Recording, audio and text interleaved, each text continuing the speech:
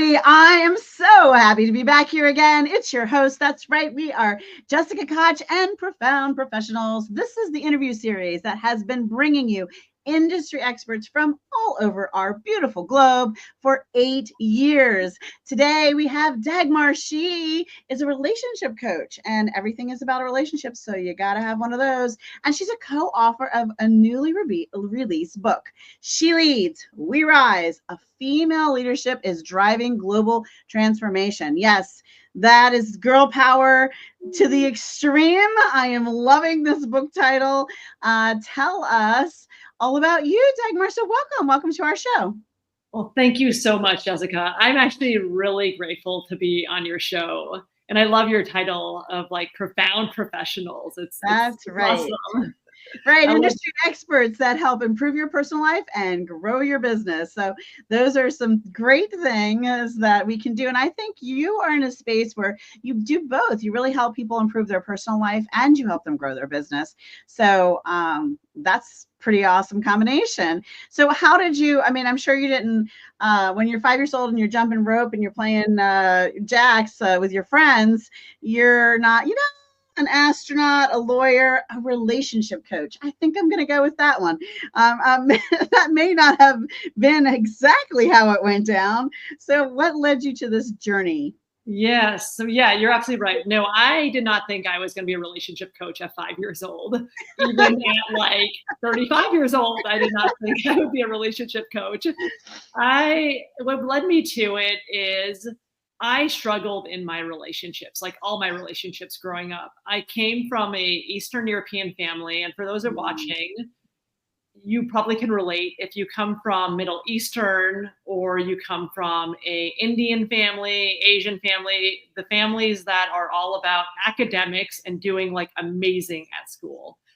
And there's no fault to my parents. Now I totally forgive them, but it took a while, a long time for me to forgive them. I was angry at the way I was raised because I had a lot of pressure in school and I didn't achieve like what they wanted in terms of grades. My older brother was very successful in their eyes. And I always felt, I felt like a loser. I felt like I wasn't good enough. I wasn't successful enough. I couldn't get the grades I wanted. And what that led me to is I had an eating disorder. I had anorexia, bulimia that I was dealing with. At the same time, later, this would be in college. I didn't date when I was a teenager, but when I was in my early college years, I started dating and I ended up in unhealthy relationships. Mm-hmm. It makes sense, right? Somebody with an eating disorder doesn't feel good about herself, doesn't feel that she can achieve anything, feels like a failure. That's where I ended up. And I did not do well in school. I followed my parents' footsteps. I was like, okay, I'm going to be an engineer. The closest I can be is computer science. Did terrible in school. Like that was not for me at all. And so I went and worked through corporate America and I just never felt myself, right? I didn't understand what was going on. Finally, what ended up happening is I realized it was about 10 years ago, I was engaged. And I was in a very unhealthy relationship. There was a lot of narcissism from my partner's side. And we were engaged and we were going down the aisle in about 6 months. This was back in 2014. And so you can imagine what that was. It's like, here I send out invitations to everybody. We've paid for everything. We're ready to go down the aisle. And I don't think I can marry this person. It was devastating. It led to a lot of grief. Well, in a way, it's its own sort of loss. Every relationship, when you separate and part ways, there's a grieving process, and it is a bit of a loss. And when you add a wedding and deposits and family and everyone else into that, it definitely magnifies the loss. Yes, and absolutely. And makes it public, so it kind of puts you under that microscope where everyone's looking. Yes, exactly. And you can think, like I mentioned, success in school, success at work, success, right, with my grades. And now I feel like a failure once again.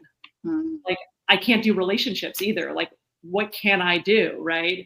And you're right, it puts you in the spotlight. And I'm Polish. He was Italian. Big wedding. And there was a lot of invitations going out. And of course, that led to a lot of questions from people. And I went through the whole shame and everything because I wasn't going to marry this person and I wasn't ready to explain. Like, I didn't even know how to explain. You know what I mean? All I felt was pain and shame. That was it. I went into lots of therapy at the time. I went to get treated for my eating disorder. I found out I was also codependent.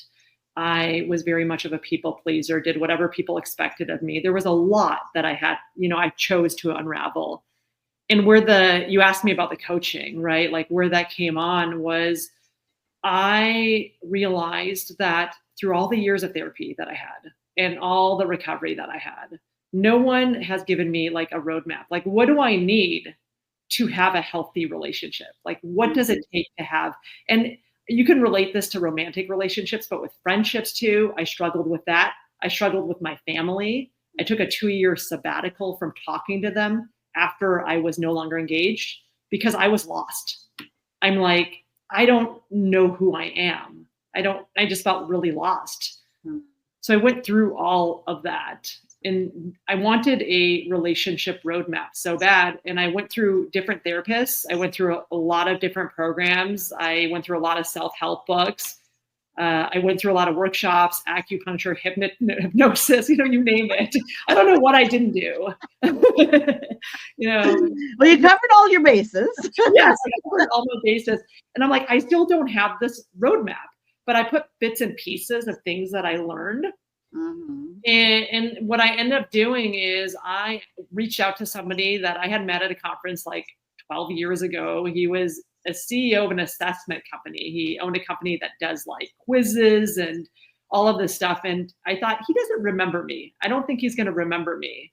But he did somehow. And I asked him, I know you have an assessment company. Do you know any like psychologists? Because I want to do an assessment. Like I want to put together a quiz that can start to show you like what healthy relationships look like. And he told me, I know someone, she's a psychologist. Why don't you reach out to her? And that's how my journey started. And that journey started in 2019. Okay. I was going to ask you, how long have you been a relationship coach, and have you gone through other certifications, or really this has just been gathering all the pieces on your journey as you went? This is literally gathering all my pieces, In what I didn't get certified. And that was another thing. I didn't do that intentionally, because anyone watching, if you think you need another credential because it's going to make you feel better about yourself, right? You're no longer going to be that failure. You're going to feel better about yourself. Wrong. Okay. I got in like 2 master's degrees, 2 bachelors. And before this point, I still didn't feel good about myself. So I did that intentionally. And I told myself, I'm not going to get another degree. I'm going to use experience. I'm going to talk to people who have all of these other degrees, interview them, get some knowledge, and even partner with them. So what I did is I partnered with therapists because they have expertise that I don't have. I partnered with recovery centers for people with active addictions because I can't help them. I decided this would be great for my codependency because 1, I'm going to ask for help. And 2, I'm not going to have all the answers, but I will have the answer in this healthy relationship roadmap. That is my key. And so what I did is I partnered with a psychologist, and we put pieces together, and she's like, yeah, I'm in. Let me help you, and we'll work together in designing this roadmap and designing this quiz. And that's how the journey started. And then I started getting clients that way. And I was in the beginning, literally just like a relationship quiz assessment company. And I did workshops. And then I started the coaching just this year because I realized people really do need that individual help to get them through the roadmap so that they can transform. It's really so hard. Is it one-on-one coaching, or is it group coaching, or how are you structuring that? Yeah, it's one-on-one. I'm doing completely one-on-one. I do workshops on the side for people who want to come in and get to know me and see how this all works. But in terms of actually transforming, I really believe the one-on-one is the most effective in this case. So that's what I do. I do the one-on-one. And then what kinds of customers are coming to you? So like, where are they? Where are they in their world when they're like, okay, that's it. All the pieces have fallen, straw on the camel's back. This is it. I need Dagmar. What do I do? Like, so who's coming to you and like what's happening in their world when they're seeking you out? Yeah, thank you for asking that. So the people that are coming to me are highly driven professionals. They're like in my story, it's people that are highly successful in their career. They're like, Dagmar, I do so well in my career. I even do well with my coworkers. I do well with the if they're working in corporate America, I do well with my managers, or they do well in their entrepreneurial world. But they're like, I can't do romantic relationships. Oh, so it is more personal relationships. It is personal relationships. Is it mostly romantic, or is it also some family and children and siblings and parents and things like this? Yeah, so the people that come to me mostly want the romantic because they want to be, if they're divorced, they want to be married again. And they're single, right? They're all single. I don't do separated because that's too challenging. It's like you've got to make your decision and be done, right? You've got to, so they definitely are completely single. But in terms of personalizing my program, there are people that are also like Dagmar. I'm noticing my friendships are struggling, or I'm not meeting people that are like reciprocal friendships. They take, I listen, but I don't feel they really care about me. And then I'm depleted. I don't know, like come out of the relationship or come out of the conversation feeling depleted and have no energy. Well, and that's fascinating because sometimes that is the kind of friend they're choosing, but sometimes it's also really because they haven't set boundaries, expectations. They haven't engaged in the relationship in a way that they would be give and take. They are programmed to allow people to use them as a doormat. And so then it can make everyone look like a monster who comes into their life using them as a doormat when it's not necessarily the case. Because if they step up and into themselves, then they're going to find that, oh, this is a give and take relationship. I just had to learn how to receive. Learning to receive is a very big thing. Absolutely. And you're absolutely right. You're absolutely right. Because those boundaries are so important, right? When you sometimes it's the person, but it's not always the person. Right. And sometimes it's a little both, right? What I've learned is when it becomes one person, okay, maybe it's your choice, right? Maybe that's just your choice and it doesn't have to do with boundaries. But when it becomes another person and another person and another person, right? It becomes a pattern. It's probably not them, it's you. Exactly. Bingo. Exactly. A lot of the folks do have boundary issues, to your point. They have a lot of people pleasing, I would say, not being able to say no because they want so badly to be liked. They don't want to be rejected. They're afraid of that. So they would rather be liked. But the issue is then what I've learned early on, guilt will not kill you, but resentment will. Resentment is a death, sentence, really. And so if you say no, I've learned when I say no to someone, I do feel guilty. There are times when I do feel guilty. Like, oh my gosh, I said no to them. I don't know if they're going to like that, but I have to honor my needs, right?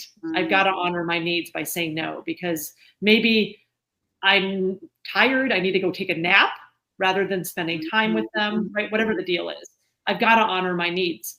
But when it becomes resentment, that's when you actually don't honor your needs. You do whatever they want you to do, right? To your point, no boundaries. And then the resentment happens. And resentment leads to anger and then it can lead to even conflicts in the relationship. Especially if you don't know it's a you problem. You don't know you're the one though that made the choice to do something that you didn't feel comfortable with, right? Well, before I get to the tip, give us a little bit, a sneak peek of some of what's covered in the blueprint. Maybe not the full blueprint, but let's have what's a little bit of what's in the blueprint. Because one of the things that I'm thinking off the bat, and I have to say this, you and probably every other relationship expert out there and psychologist would want to study my husband and me with dissect us with a microscope, like in a lab, because we 25 years together, we have the absolute greatest relationship ever. I mean, we adore each other. We literally dream about each other. 25 years, 7 kids, 8 grandkids, and we are mad about each other. Okay. I'm not just going to tell you, like, my husband has been planning our time and our date tonight together for a while. And, and it's not an anniversary. There's no special anything. He's mad about me. And I feel equally lit up by like a Christmas tree about him. And there's some things I know that we specifically do. And we've had people say, you guys should give a class. I'm like, it's a scary place to go. But yeah, so I'm wondering, because I think I know instinctively when we got together, and this was the second time around, so we learned from the first time what didn't work. So he was married 9 years and I was married 7, and now we've been together 25. Wow. And both our spouses left us for other people, and we knew, we walked in with the boundaries of how we never wanted to be treated again, right? Because we were both kind of on the rough end of it. And we also analyzed what we could have done better, right? And took some ownership. And we were both in unhealthy, abusive relationships also, but on different levels. And so we talk about everything, so we have a lot of rules. Like, we created rules in the very beginning of our relationship that 25 years later hold firm in, I think if there was something more solid than concrete, I mean, I don't know what else to say. Unbreakable. Like, there is no jackhammer that can break. A matter of fact, I'll tell you one of the rules. So one of the rules is we always kiss when we say goodbye. And sometimes he does that even if we're leaving rooms from each other, which is really sweet. But we never drive away without a kiss goodbye, right? I know these are simple little things, but one time we both forgot, and he was driving one way for work and I was driving another way. He called me and said, we forgot to kiss goodbye. And I said, I know. I said, what do we do? And he said, we'll turn around. And so we met halfway. We were both going opposite directions. We turned around and met halfway on the side of the road in the rain, and had one of the most kisses, like from a movie. I mean, crazy, and because we wanted, the point was being late and getting to the job on time. We called and handled that professionally or whatever, but the most important thing was each other and holding fast to that rule. And so I'm just curious what kind of components your blueprint holds. Yeah. And I mean, I love that. In fact, I should interview you at some point. I'm going to interview you as the success story of a relationship, right? So we can dig into some of this. I really do. I love the fact that you guys have been married for 25 years. And I love the consistency. It sounds to me you have rules, but you're consistent with the rules. And that's one of the things that I go into and later with my coaching, because it's very important to have not only like have these rules, like you're saying, but to be consistent with them. Right. And also, like, it sounds to me also that you've done some I would say looking at yourself, evaluation, right? What worked, what didn't, what do you guys want? What do you want? What don't you want? Those kinds of things. Well, that's it. We are both, we're self-help fanatics, both of us. So before he met me, he was a junkie, and he had the cassette tapes from Tony Robbins. And I was also constantly seeking books and webinars and workshops and, whatever I could get my hands on for self-help. And so we've done a lot of deep work on who we are as people, right? Yes. And I think that does make a big difference. Oh my God, it really does. It does. So the thing is, it's like three things. Okay, I look at three things. This is my program. It's three things. I know it sounds simple. There's work involved, but that's what it is. So the first one is really recognizing and identifying your patterns, your behaviors. Mm-hmm. Because like we mentioned, right? If you're constantly having failed relationships, or you went through a divorce, right? You've been married for, say, 30 years. I'll give an example. There are patterns. There's residue that has come out of that relationship simply because it didn't work. And there's things that you need to do differently. And I call it red flags. I call it this. People often look at other people and say, well, Dagmar, I'm meeting emotionally unavailable people. I don't know what's going on. Well, that strikes me as maybe you're emotionally unavailable too, right? It always mirrors back. So we look at the red flags. So it's not so much looking at red flags in other people first, it's looking at our red flags. And that's the first thing I do, is we go through that. And that's through the relationship roadmap, which I'll give just a quick overview. It's in coaching. I give a quiz and it goes through, and I'll go into all the details more, but it's attachment, it's your compulsive behaviors, meaning if you're addicted to food, if there's money issues, anger, those kinds of things. We look at alcohol, all that. And then codependency, because that's another form of addiction. And then looking at personality. And those are the four, that's like the roadmap, looking at all of that. And everything starts with attachment, but I'll go into that later. But really what it is looking at the red flags. And I can look at everything once I get people to take that quiz, because it really gives me the big picture of what you need to work on.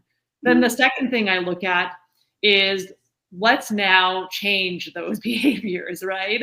Because you don't want to just stay in them. So we look at changing them, and also looking at relationship skills. So like communication, compromise. That was one I remembered. I was like, yes, I'm great at compromise. And I realized, nope, I need to work on compromise still, right? Conflict, things like that. But there's a lot of things within the relationship skills we look and we change. And then the last part, this is a part that everybody wants to start with. But once we talk about and they see the red flags, they're like, okay, maybe I need to work on these first. That's really the dating plan. When you talk about the things around being consistent, around what, I guess it's not just what to look for, but right, how to show up in the relationship. Like you guys give kisses, giving ideas on what would that look like to prepare you to date. And then how do you continue to build the relationship? So it's really looking at the dating part. And that also looks at what kind of patterns, like you mentioned you and your husband were both in unhealthy relationships. We look at that. Let's look at those patterns, what you want, what you don't want anymore. What's a non-negotiable for you, right? What is something that you do want or you need in the relationship, right? Those are the things. And you may not get all of those, but if you're able to talk about those, meaning you work on your being emotionally available, you're able to express those things to the person that you're dating, and hopefully in the future can be somebody that you're committed to, then you can, then it's easier because you know what you're looking for and you're very clear. I think that was very helpful for us, because that was one of the things in the very beginning of our dating relationship. We both clearly defined exactly what we want. We both knew exactly what we wanted based on coming out of something we didn't want, right? And that helped a lot. And then also, he always says this about me. I am a very good communicator. So I wasn't in a relationship where I was able to communicate before, so I was muzzled, but I am a very good communicator, which is something I discovered about myself in a healthy relationship. And he loves that he never has to guess. Like I'm never going to be the, if you love me, kind of a girl. And he just can't function like that. And actually, I think a lot of men personality types, I'm not going to stereotype men all across the board, but that's a big thing of not having to guess, right? And I think sometimes women typically can be more intuitive and pay more attention to detail or be more sensitive. But that's also could be both ways, right? So I think it's helpful when people are clear with what they want. Absolutely. And communication, which what we can get into, but communication is like, it's the number one reason relationships fail. It really is. It's not knowing how to communicate. And to your point, it's people get into relationships or get married and they're like, wait a minute, we didn't talk about our goals. We didn't talk about our values. We didn't talk about what is acceptable, not acceptable. We didn't, you know what I mean? And we didn't, and then they're surprised that it didn't work out. So it's important to like know these things. And you guys seem to, I'd love to interview you because you're doing a lot. I don't want to make this all about me. I know that. There's so much I want to tell you now because we're talking about this, but I'll hold back. I will have a no. But it's good. It's good because what you're saying honestly is valid, and it is what I'm working to help people get to. Because what people think they need and want in a relationship is very different than what they actually need.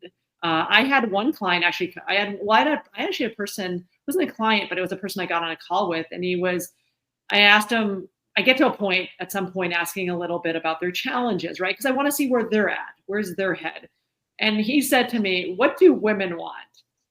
And I paused on that, right? I'm trying not to burst into laughter because that was the first for me. And then I thought, and I paused and then I said, well, before we get into that, I want to ask you a question. And he's like, well, what's that? What do you want? And he's like, I never thought about that. Yeah. It's interesting, right? Yes.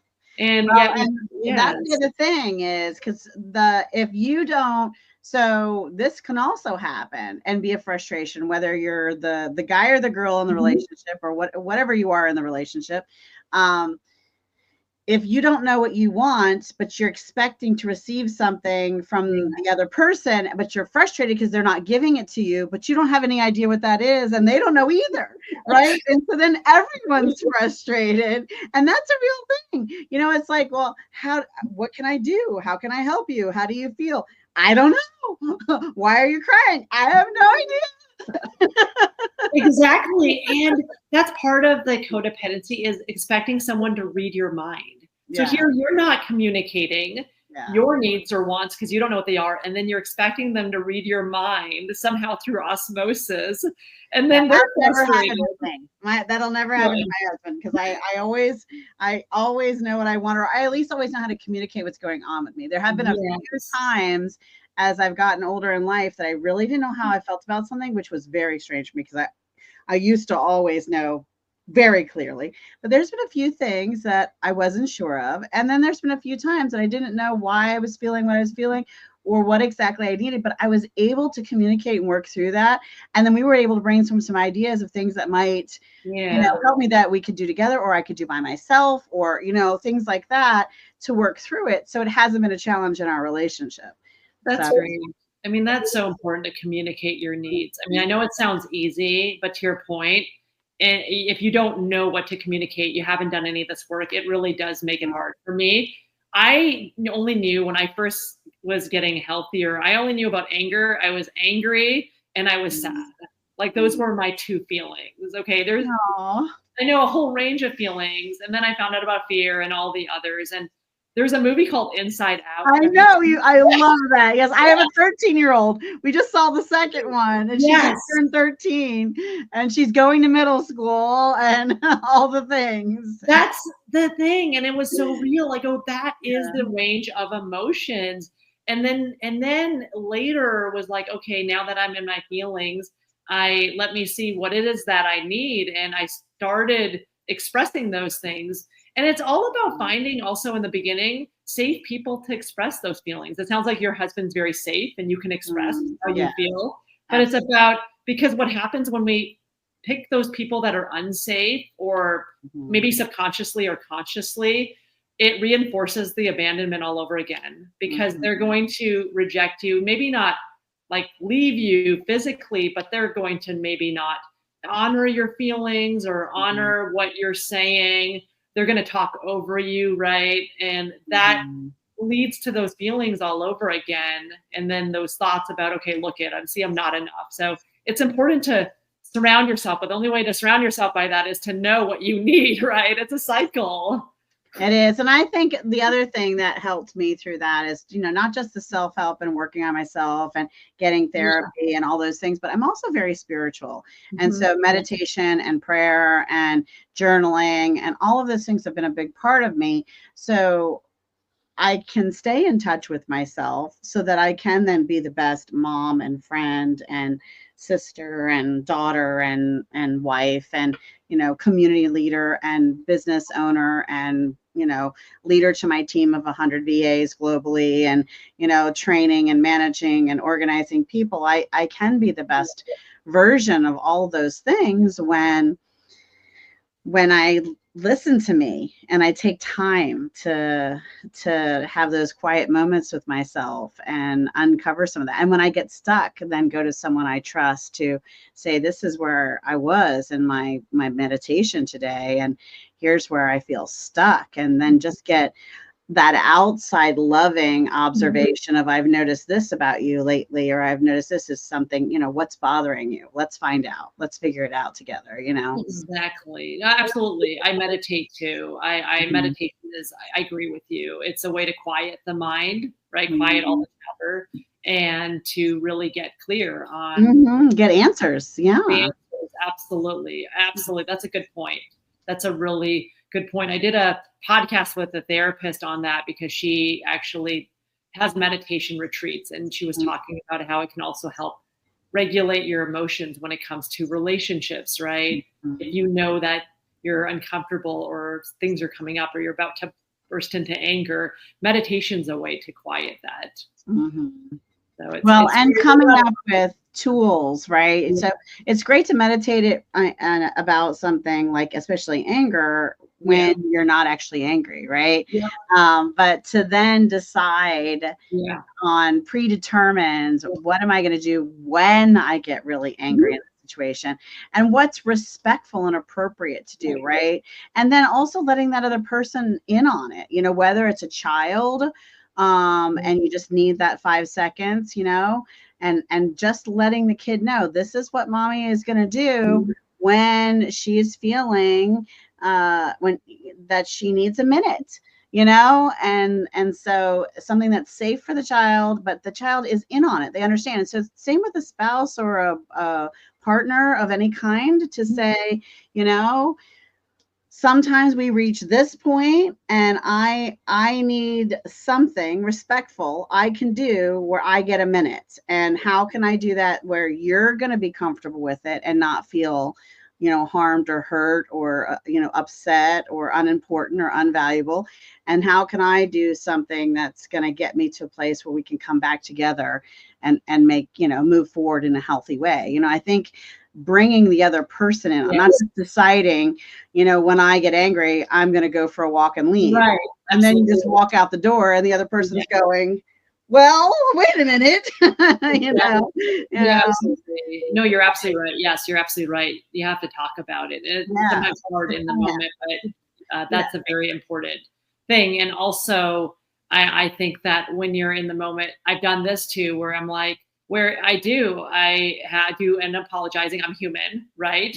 I mhm, said something I don't mean to, and or I've done that also like to my mother, and I'll be like, this is not about you. I just want to make sure I'm going through something right now. Can we have mhm, a pause and talk about this later, right? Or to the partner, you can use that because sometimes, again, in the moment, we are human, things can happen, but it's yeah, important to let the other person know, regardless, like you said, if you need a moment to leave, let them know that, hey, this isn't about you. And also, yes, to your point, honoring them, right? mhm. Would it be okay, or how can I make you feel good and make me feel good? And sometimes it's just, let's not talk about it right now. Let's take a pause and come back to it. Yeah, and I think having that plan when it Yes. isn't in the heat of the Yes. moment, Exactly. and you're already happy and you're already Yes. everyone's warm and fuzzy and there isn't a hot topic Right. happening, to make that plan Absolutely. then, because then there's rules around that too. You're like, Yeah. okay, I'm fine if we talk about it later, but I need a date and a time and an appointment that is held and valued, and we come back to it, because sometimes in some cases, oh, we'll talk about that later. Later never happens. It never comes back around. Then that person who's waiting for later to happen ends up nagging the other person. Okay, when are we going to talk about this? And then the other person gets mad. And then you get a whole nother, circle. So you really have to think through the plan and solutions. And then like maybe leaving the environment for a minute is a good idea, but maybe not in a vehicle, right? Driving away is a bad idea. Possibly taking a walk around the block, a better idea, so. Exactly. Yeah, absolutely. Yeah. Having a plan, I think, is a premeditated plan when everyone's all warm and fuzzy and happy. Yeah, and that's kind of how I start when I do the dating plan. It starts because people are like, wow, I've never done a plan before. Even with just simply dating, never done a plan before, right? So it gets you into thinking about, okay, yes, do a plan for different situations. Yeah. And, it gets you into that mindset, right? So I love that, what you said about always having the plan. I mean, we've just been a waterfall of tips, but before we move on to the next show, is there one particular tip that you feel like you really want everyone to have moving forward here in relationships? Yeah, I would say the number one tip I would do is if you are dating, okay, you're out there dating, you're like, I haven't found my person, and you're on different apps, doing different having different ways to meet people. I would say 99% of the chances is it's about you, right? What you need to focus on you. So what I would do is to focus attention on you. I have a free relationship quiz that it's on my website, and you can go to that.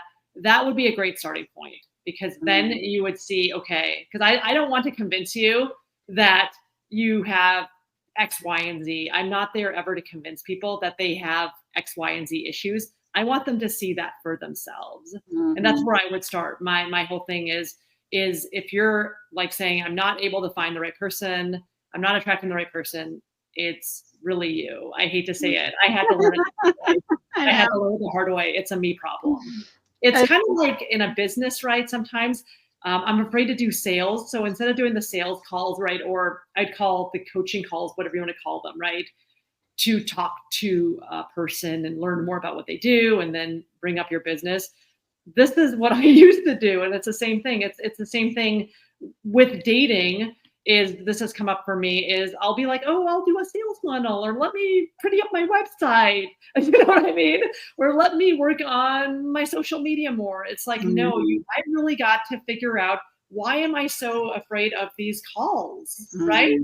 Because that becomes a distraction. All those other things are distractions. Just like dating can be a distraction from running away from ourselves. So that's what I have, is I really strongly urge you to take that quiz, because you're going to find things. I've had even therapists take it, people that help other people. I'm like, wow, Dagmar, I did not realize I still have some trust issues. And you know what I mean? That's my tip. That's my tip. I know I've honed into it a lot. No, that's okay. But what's the website where they can go? We'll have it in all of the details and all the descriptions and all the articles, but I just want you to say it out loud here. Yeah, it's InsidesMatch.com. www.InsidesMatch.com is my website. Okay, very cool. Go take that quiz. That's a great first step. I am very much loving that. And then we're going to talk about a cause you care about. So since we started the show, we love this. We take a moment of pause, spread some awareness, inspire some people to give time, treasure, and talent to something outside of themselves. If you love a cause, put it in the comments below. We'd love to hear about your cause. Hit that share button so that we can inspire someone together. What's a cause that you care about, Dagmar? Well, there's a couple of causes, but the one I would say that's really dear to my heart is the National Cancer Society. It's cancer. The reason I care so much about it is because I have a friend who has a daughter who's 11 years old, who has a rare bone cancer. It's spread all over. For me, it sucks. I know I hate the word hate, but I really do. I really hate cancer. I hate the fact that children suffer with it. People suffer with it. Animals suffer with it. I don't. And the thing is in 2008, I was living in Iowa City. I'm from the Midwest. And it was really new during that time. People were still smoking in restaurants during the time, smoking in bars, right? Smoking all over. And I'm thinking, we know smoking, I'm sorry, this is one of the things it's so important to me in terms of health. It's secondhand smoke. And why should I be the one or anyone be the one that suffers? If you want to do it to yourself, I hate to say it, then do it, but don't make it about other people. And it becomes an other people issue when you're smoking. I'm inhaling and you're inhaling secondhand smoke. So what I did in 2008, I joined the National Cancer Society as an advocate. And I said, I want to be of service. Whatever it is, I want to be of service. And they said, well, Dagmar, we are passing the tobacco ban. I said, how can you get me involved? And I got to meet lobbyists, different people in politics, council members. And there was a lot of adversity. Like I was like, Iowa City is so progressive. I'm like, how is it that what is wrong with you people? But it really, there were a lot of people that were against it because it's like, you're taking away our freedom. I'm like, but you're taking away my freedom. Yeah. You know what I mean? And it goes both ways, but I got to see different points. And it not only passed in Iowa City, but it passed in the state of Iowa. And we were, I think, the first state that passed it. Well, and there's been a lot of growth with that. And of course, we just want everyone out there to be healthy. And I'll give my non-disclaimer. We're not giving you medical, legal, or financial advice. And we're not, we love all people. And everyone has some sort of, mine is ice cream and watching too much television, right? Where, I could say where that only mostly affects me, but I'm a believer that we're all energy and we're all connected.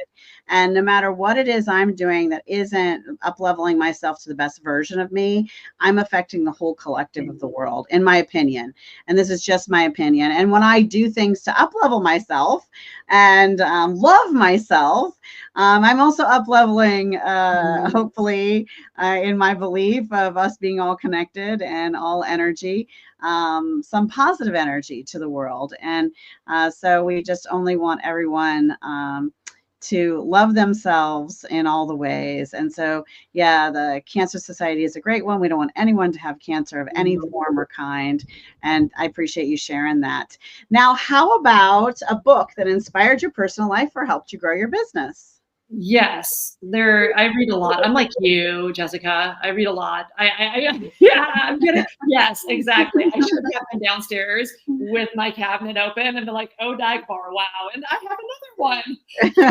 I'm obsessed. And I know I'm killing trees, but I'm planting them too, I promise. But I can't do ebooks. There's something about smelling. I know. I need a book. Highlighter. Yes, I'm guilty. I'm old school. I'm sorry. Yes, again for the trees and all of that, but I'm old school. The book that has inspired me lately, it really has inspired me to look at my entire life, not just relationships. I know this is all about relationships, but look at, am I aligned with my soul, with my business, right? Am I aligned with my soul in terms of where I live? Am I aligned with my relationships, my friendships, everything? Oh my God, my word for the year is alignment. So you have to tell us the name of the book. I got to write it down. So this is The Way of Integrity by Martha Beck. It is amazing. And it gave me chills down my spine. I mean, everywhere in my body, because I believe in, I don't know if you believe in this, but this is something very dear to me, is manifestation. And how it works for me is meditating on it, but also I need when I make it real or becomes real is drawing. I believe either drawing or writing makes everything come to life. In the head, it's just there. But when it's actually written down, it's like, wow, it's becoming life. And I drew this picture, this was back in May, of a forest with a lake, and it was with valleys. This is like where I'm supposed to be living. And I'm like, but Houston doesn't have trees, valleys, and doesn't have a lake. What is this? And anyways, what was interesting when I was reading the book, she also dreamed and wrote down or drew a forest and mountains and ended up uprooting her life from Arizona straight to California, knowing nothing about the city. And she just moved there. I'm looking at the same for myself, like going back to the Midwest. I feel like that's where that's what's aligned with me. It's the people, it's the community, there's nature, all these things. And so this is a book that is very dear to me because it's also gotten me to really realize, yes, the coaching is aligned, but I've got to be aligned in all these other ways too, to really be effective to myself and to my people that I serve. And, the title of her book would never have drawn me, but I'm all about alignment for all parts of my life. And if this book is all about aligning all parts of your life, I'm totally, and I'm so glad you shared it. Now let's talk about the book you wrote. Give us all the scoop. You co-authored this. So who was the other author? The other author was Jen Laura. I go by her. She's actually my business coach. You know how they say therapists have other therapists? Yeah. Well, I have a business coach. I love her dearly. And she told me a couple of weeks ago, hey, how about you be a co-author for my book because you have something to share. Anyways, I decided, okay, let me do this. I've never been a co-author. Why not? And really, it's about a lot of the story that I've already shared with you today about it was my story around addiction, right? The codependency, unhealthy relationships, and why I wanted to read, why I wanted, and I think the title is The Roadmap to Love, because I really talk about the relationship roadmap and talk about how I wish I had that 10 years ago. I really believe if everyone were to start their journey, whatever way that looks like, but they start their journey and look at what they need to work on. I mean, we would have less divorces today. But I talk about my life in terms of unhealthy relationships, all the high pressure that I had in my life. And then I give some tips in terms of what not to do when you're starting a business, because I've done a lot of mistakes, financial mistakes, and also time, right? It's cost me time and energy. So I give some tips because anyone who wants, as you know, the title has global transformation on it. So it's also about not just transforming and from the relationship standpoint, but if anyone wants to start a business or wants to be a coach, what would that look like? And what do I advise you to do and not to do? Sure. I love that. That's exciting. So is the book link on your website? I will have it on my website because it has just been released. Yay! It just got out there. That's awesome. So if you're watching and you're a book author and you're thinking, wait, I need to be on this show, reach out to us. We will get you on the show. We love featuring industry experts globally that help improve people's personal life or grow their business. So whether you're an author or not, you can do those things. Reach out. We'll get you booked. It's been so great having you on the show, Dagmar. I hope you've loved being here too. And before we say goodbye, give us a piece of information, a final thought, something to inspire us as we say goodbye today. Well, thank you. Well, first of all, I want to say thank you, Jessica, so much. It's been awesome to have you. And it's like, I love the fact that you've given your tips too. I mean, it's awesome that people can also learn from you. The thing that I want to leave, I am a big Oprah fan. One thing she says it so eloquently, and that's why I want to use her quote, not how I would say it, but it kind of ties back to what we've been talking about. She said something along the lines of, when you undervalue yourself, the world is going to undervalue you. Yes. And I believe that to be true in everything we're talking about today, because it's so important to really, it's really important to look at, like I was mentioning, right? Not so much of finding your person. You're going to find your person when everything is aligned. And when you show up the way you show up in your relationship, if you undervalue yourself, absolutely, and you have these red flags, if you have these red flags, you are undervaluing yourself because you have things, right, that you need to work on.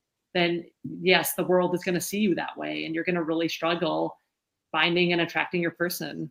That's a great final thought. Value yourself because you are worth it. That's it for today, everybody. I'm Jessica Koch. This is Profound Professionals. Until next time, please be kind to yourself out there and be kind to each other. Bye, everybody.